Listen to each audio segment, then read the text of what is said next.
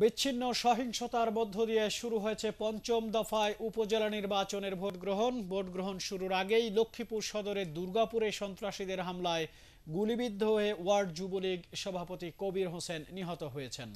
এই ঘটনায় আহত হন আরও একজন। ব্রাহ্মণবাড়িয়ার কসবার শিকারপুর প্রাথমিক বিদ্যালয় কেন্দ্রে কয়েকটি ককটেল বিস্ফোরিত হয়। এছাড়া ফেনীর ছাগলনাইয়ার পাঠানগড়ে নুরুল হক উচ্চ বিদ্যালয় কেন্দ্র থেকে সিল মারা 1800 ব্যালট পেপার উদ্ধার করা হয়েছে। ঘটনার সত্যতা স্বীকার করেছেন ওই কেন্দ্রের প্রিজাইডিং অফিসার। আর অনিয়মের অভিযোগে সাতক্ষীরার তালা উপজেলায় বিএনপির বিদ্রোহী প্রার্থী নির্বাচন বয়কট করেছেন। এছাড়া মুন্সিগঞ্জ, সিরাজগঞ্জ, পাবনা, পটুয়াখালী, জামালপুর, রাঙ্গামাটি, নরসিংদী সহ দেশের 34 জেলার 73টি উপজেলায় মোটামুটি শান্তিপূর্ণভাবেই চলছে ভোট গ্রহণ। বরাবরের মতো এবারও র্যাব, বিজিবি, পুলিশ ও আনসারের সাথে স্ট্রাইকিং ফোর্স হিসাবে নির্বাচনী এলাকায় মোতায়েন রয়েছে সেনাবাহিনী। এ দফায় 75টি উপজেলায় ভোট গ্রহণের কথা থাকলেও সীমানা বিষয়ক জটিলতার কারণে ঠাকুরগাঁও সদর উপজেলা এবং উপনির্বাচনের কারণে টাঙ্গাইলের বাসাইলে ভোট গ্রহণ স্থগিত করেছে নির্বাচন কমিশন। সকাল 8টা থেকে শুরু হওয়া ভোট গ্রহণ একটানা চলবে বিকেল 4টা পর্যন্ত।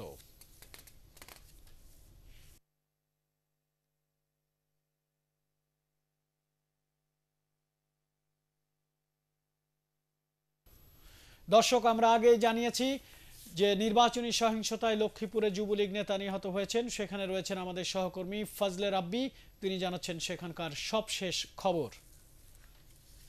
আমি এখন দাঁড়িয়ে আছি লক্ষ্মীপুর সদরের দিঘলি ইউনিয়নের জামিরতলী সরকারি প্রাথমিক বিদ্যালয় কেন্দ্রে।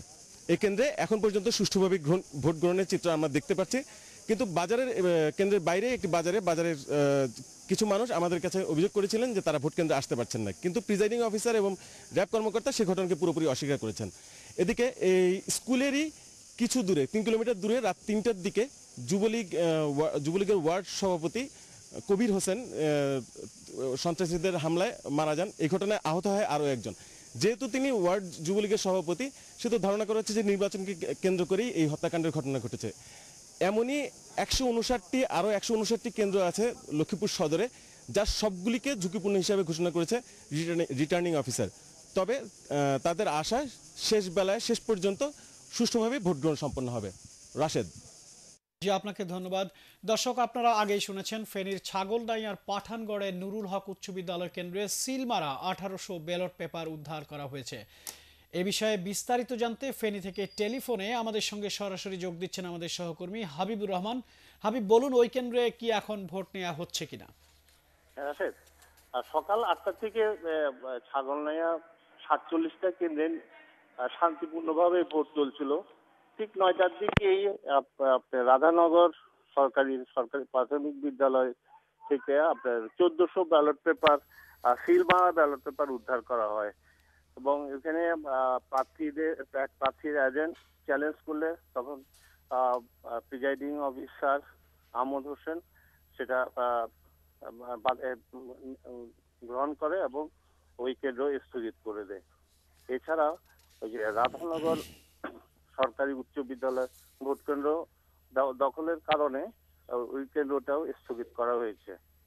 এদিকে ওই যে কন্ট্রাক্টর মসজিদ ভোট কেন্দ্র, ওইখানে প্রিজাইডিং অফিসার জিতেন্দ্র কুমার কে স্থানীয় সাংবাদিকরা যখন চ্যালেঞ্জ করে তখন তার থেকে আপনার সিল মারা ব্যালট বই উদ্ধার করা হয়।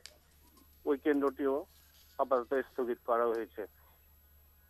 এই বিক্ষিপ্ত ঘটনা ছাড়াও হরিপুর কেন্দ্র, মধ্যম শিলুয়া কেন্দ্র, এসব কেন্দ্র আমরা ঘুরে দেখেছি। ওইখানে সুন্দর এবং সুশৃঙ্খলভাবে ভোট হচ্ছে এবং কোথাও থেকে এখনো কোনো বড় ধরনের সহিংস ঘটনার খবর পাওয়া যায়নি। এই ছিল আমার পর্যন্ত খবর। জি, আপনাকে অনেক ধন্যবাদ। ফেনীর ছাগলনাইয়া থেকে জানাচ্ছিলেন হাবিবুর রহমান। এদিকে সকাল থেকে টাঙ্গাইলের বিভিন্ন কেন্দ্র ঘুরে দেখছেন আমাদের সহকর্মী অনিন্দিতা কামাল, তিনি জানাচ্ছেন সেখানকার ভোট গ্রহণের সবশেষ খবর। ধন্যবাদ। আমি এখন দাঁড়িয়ে আছি টাঙ্গাইল সদরের শিবনাথ উচ্চ বিদ্যালয় কেন্দ্রে। এখানে মোট ভোটার 2600-র কিছু বেশি এবং এটি পুরুষ ভোটারদের একটি কেন্দ্র। তবে আপনারা দেখতে পাচ্ছেন এখনো ভোটার উপস্থিতি সেরকম নয়। তবে এখানে নির্বাচন সংশ্লিষ্ট কর্মকর্তারা বলছেন যে বেলা যত বাড়বে ভোটার উপস্থিতি তত বাড়বে বলে তারা আশা করছেন। তো টাঙ্গাইলে এই ফেজে 4টি উপজেলা নির্বাচন হচ্ছে, যদিও 5টি হওয়ার কথা ছিল। তবে টাঙ্গাইল 8 আসনের উপনির্বাচনের কারণে টাঙ্গাইলের বাসাইল উপজেলা নির্বাচনটি পিছিয়ে দেওয়া হয়েছে। তো এই 4টি উপজেলায় মোট ভোটার প্রায় 10.5 লাখ।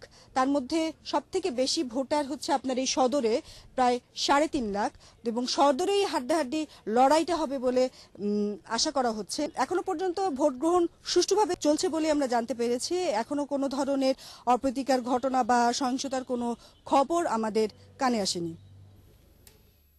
ধন্যবাদ।